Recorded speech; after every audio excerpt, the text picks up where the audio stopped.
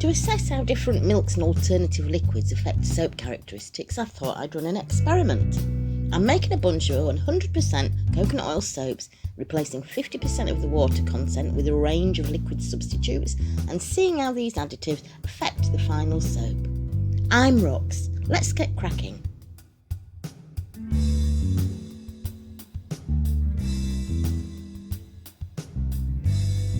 I decided to use 100% coconut oil for these experiments. My reasoning is that we know 100% coconut oil soap is super cleansing, which also means it can make your skin dry.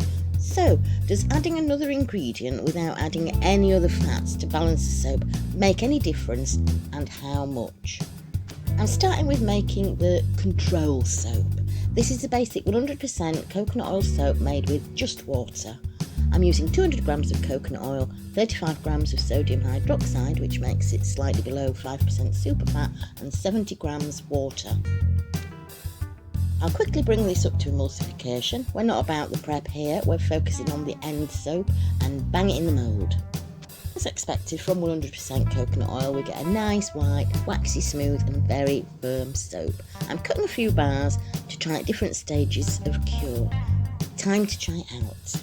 So right out of mould, she's putting out. Plenty of big fat bubbles, but even giving it a proper workout, not much creaminess. Anyway, that's the control soap.